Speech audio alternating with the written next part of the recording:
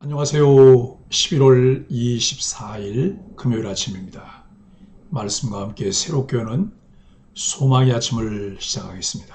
제임스 스나이더는 영적 무감각에 빠진 사람은 마귀의 무차별 공격에 노출되어 있는 격이다 라고 이야기합니다.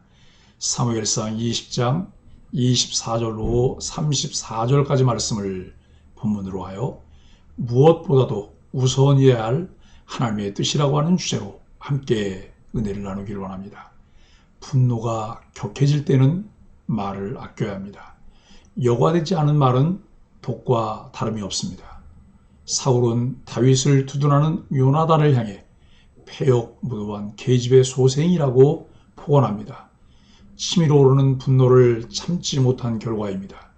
갈등과 불화의 원인 중 하나는 무례한 말입니다. 말과 분노와 욕망을 조금만 줄여도 개인 경건에 큰 유익을 줍니다. 그리스도인은 선한 말로 다른 사람에게 은혜를 끼칠 뿐 아니라 공동체의 덕을 세워야 합니다. 하나님을 믿는다고 고백하는 이들에게 특히 유용한 우상 식별법이 있습니다. 그것은 가장 통제하기 힘든 자기 감정을 보는 것입니다. 우리의 우상을 가장 고통스러운 감정의 밑바닥에서 찾아야 한다는 말입니다. 특히 화가 날 때면 자문해 보아야 합니다. 나에게 정말 중요한 것은 뭐가 있을까? 무슨 수를 써서라도 손에 넣어야만 할 것이 있을까? 심한 절망과 두려움과 죄책감에 대해서도 똑같이 보아야 합니다. 내가 이토록 두려운 이유는 꼭 필요한 게 아닌데도 필요하다고 여기던 내 삶에 뭔가 위협받고 있기 때문입니까? 우리가 과로로 쓰러질 지경으로 미친 듯이 일하고 있다면 이렇게 물어보아야 합니다. 나는 이것이 있어야만 만족과 의미를 얻을 수 있다고 생각하는가? 이런 질문을 던져서 자신의 감정을 뿌리채 뽑아보면 대개 거기서 우상이 쭉 딸려 나옵니다. 우리에게는 기쁨과 회개가 함께 있어야 합니다. 기쁨 없는 회개는 절망에 이르고 회개 없는 기쁨은 얄팍해서 잠깐의 감동 외에 깊은 변화를 주지 못합니다. 예수님의 희생적 사랑을 더없이 기뻐할 때 우리는 역설적으로 자신의 죄를 진정으로 깨달을 수 있습니다. 결과가 두려워서 마지못해 회개한다면 죄를 슬퍼하는 게 아니라 자신을 딱하게 여기는 것입니다. 두려움에 기초한 회개는 죄 자체에 대한 미움이 아니기에 죄의 위력은 그대로 남습니다. 그러나 기쁨에 기초한 회개는 죄를 미워하게 합니다. 그리고 하나님의 무조건적인 사랑을 확증하게 합니다. 사울은 하루 전까지만 해도 다윗을 죽이려고 혈안이 되어 있었는데 초하루 축제 첫날은 놀라울 정도로 관대한 모습을 보여줍니다. 다윗이 참석하지 않았는데도 아무 일 없다는 듯이 부정해서 그런가 보다 하고 대수롭지 않게 넘겼기 때문입니다. 만약 사울이 진심으로 이렇게 생각했다면 그는 해리성 인격장애가 의심될 정도로 심각한 정신질환을 앓았다고 볼 수 있습니다. 그러나 이야기를 읽어가다 보면 사울이 끊임없이 다윗을 제거할 명분을 쌓았음을 알 수 있습니다. 물론 그가 다윗을 두둔하는 아들 요나단을 죽이려 할 정도로 편집적 피해 망상을 키워갔던 것도 사실이지만 법적으로 문제없이 다윗을 제거해야 민심 이반을 막을 수 있다는 생각에 이튿날까지 참아서 다윗이 명령체계를 무시하고 왕실 행사에 불참했음을 빌미로 그를 사형에 처할 명분을 만들어냈습니다. 본문은 사울이 이렇게까지 권력에 집착했고 피해망상으로 불의의 길을 계속 걸어갔음을 보여주고 있습니다. 그리스도인은 세상을 살아갈 때 늘 도전에 직면합니다. 세상과 짝할 것이냐 아니면 하나님 편에 설 것이냐. 하나님 편에 서기 위해서는 믿음이 필요합니다. 세상이 주는 위협을 이겨내야 하기 때문입니다. 오늘 본문에서 요나단은 다윗을 왕으로 세우신 하나님의 뜻에 순종하기 위해 아버지 사울을 떠납니다. 인간적인 감정을 뒤로하고 하나님 편에 서기 위해서는 어떻게 해야 할까요? 하나님 편에 서기 위해서는 믿음이 필요합니다. 세상이 주는 위협을 이겨내야 하기 때문입니다. 오늘 본문에서 요나단은 다윗을 왕으로 세우신 하나님의 뜻에 순종하기 위해 아버지 사울을 떠납니다. 인간적인 감정을 뒤로하고 하나님 편에 서기 위해서는 어떻게 해야 할까요?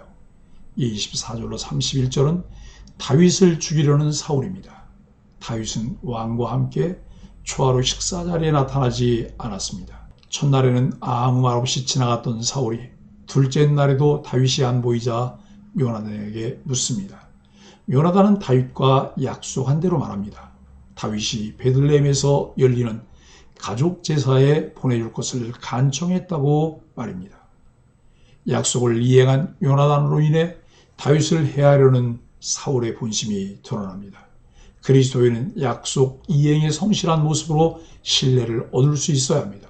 사울은 요나단에게 저주의 말을 퍼부으면서 다윗을 도망가게 한 것에 대해 불같이 화를 냅니다.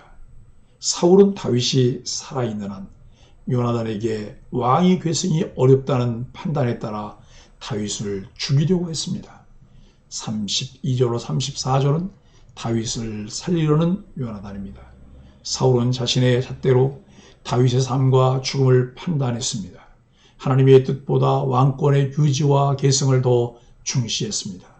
다윗을 죽이고서라도 왕권을 지키려는 사울의 모습은 비참한 몸부림일 뿐입니다. 그리스도인은 자신의 이기적인 잣대가 아니라 하나님의 말씀으로 판단해야 합니다. 요나단은 다윗이 무슨 일을 했기에 죽어야 하느냐고 사울에게 따져 묻습니다. 이로써 요나단은 아버지가 아니라 다윗 편에 섰음을 분명히 합니다. 아들로서 아버지를 사랑하지만 자신의 이익을 위해 죄 없는 다윗을 죽이는 일에 동조할 수는 없었습니다. 아버지가 다윗을 죽이도록 내버려둘 수도 없었습니다. 그래서 요나단은 아버지의 뜻을 거부합니다. 요나단은 비록 자신이 왕위를 계승하지 못하더라도 옳은 길을 가고자 합니다. 아버지와 관계가 일시적으로는 불편해질 수 있으나 그래도 하나님의 뜻을 따르기로 합니다. 참된 제자가 자신보다 가족보다 주님을 더 사랑하는 것은 우선 순위의 문제입니다. 이것은 일반적인 생각을 훨씬 뛰어넘는 일입니다. 예수님 당시에 그토록 많이 모였던 회중들이 있지만 예수님은 아무든지 나를 따라오려 하든 자기를 부인하고 자기 십자가를 지고 나를 좇을 것이니라 라고 요구합니다. 이처럼 제자가 되는 것은 어려운 일입니다. 제자가 된다고 다 목회자가 되는 것은 아닙니다. 요나단의 말에 큰 배신감과 분노를 느낀 사울은 이성을 상실합니다. 그래서 요나단을 향해 단창을 던져 죽이려고 합니다. 이런 모습을 본 요나단은 아버지가 다윗을 죽이기로 작정한 것을 확실하게 알게 됩니다. 바르고 정확한 판단을 위해서는 사람의 행동, 즉 삶의 열매를 보아야 합니다. 사람이 본심을 숨길지라도 다 숨길 수는 없습니다. 말과 행동을 통해 드러납니다. 하나님을 사랑하는지 대적하는지 그의 삶을 보면 알 수 있습니다. 사랑하는 소망의 가족 여러분, 요나단은 심히 노하여 아버지를 떠납니다. 그리고 다윗이 처한 현실로 인해 슬퍼했습니다. 이런 모습에서 가족과 세상을 등지고 예수님을 따른 제자들의 모습을 볼 수 있습니다. 예수님도 가족을 당신보다 더 사랑하는 자는 합당하지 않다고 말씀하셨습니다. 누구를 따르고 어디에 머물 것인가는 그리스도인의 평생 숙제입니다. 그리스도인은 있어야 할 곳과 떠나야 할 곳을 분별해야 합니다. 하나님께서 인생들에게 처음 주신 공동체가 가정 공동체입니다. 그 공동체를 통해 하나님의 나라를 구현해내도록 우리에게 사명을 주셨습니다. 기독교 세계관과 성경적 가치로 잘 준비된 부부를 통해 하나님은 경건한 자녀들을 낳아 양육하길 원하셨습니다. 오늘도 우리들은 질문해야 합니다. 우리 가정은 하나님을 중심한 성경적 가치를 실현하려는 가정인가? 라고 하는 질문을 해야 합니다. 그리스도인들의 관계는 항상 수직적인 관계를 통해 수평적인 관계를 바르게 세워갈 수 있습니다. 이 말은 하나님과의 관계를 바르게 점검하고 세우는 일이 첫 단추를 잘 끼우는 일이라는 말입니다. 인간관계가 중요하지만 그 관계를 주 안에서 세워가는 것이 주님의 뜻을 따르는 일에 우선순위를 두게 되는 것입니다. 주님을 따르기로 결단하면 자신이 머물러야 할 곳과 떠나야 할 곳을 분별하게 됩니다. 무엇을 선택해야 할까? 무엇을 어떻게 결정해야 할까? 이것은 우리가 매일 삶에서 직면하는 일입니다. 우리에게 하나님 중심이라는 성경적 가치를 따르는 일에 잘 훈련된 기독교 세계관으로 무장이 되어 있다면 우리는 크게 걱정하지 않아도 됩니다. 왜냐하면 그 범주 내에서 바른 선택을 할 수 있기 때문입니다. 그러나 우리의 삶의 베이스가 기독교 세계관, 성경적 가치로 훈련되어 있지 않다면 우리는 종종 어리석은 선택을 합니다. 우리 자신을 돌아보며 우리는 매 순간 하나님의 뜻에 우선순위를 두며 어떻게 살아가도록 자신을 훈련하고 있는지 살펴보아야 합니다. 우리 소망의 가족들이 하나님을 찾고 그 일에 순종하는 것을 고민하지 않고 결정하며 따르게 되기를 예수 그리스도 이름으로 간절히 축복합니다. 함께 기도하겠습니다. 하나님, 죄를 다스리지 못하고 죄에 사로잡힌 인생이 얼마나 비참한지를 봅니다. 날마다 정결하게 하시는 말씀의 세모로 나아가 차오르는 욕심과 분노를 씻게 하여 주옵소서. 삶을 세밀히 도우시는 하나님의 약속을 의지하며 외면당하고 손해보더라도 당당히 진리편에 서게 하여 주옵소서. 예수님의 이름으로 간절히 기도합니다. 아멘.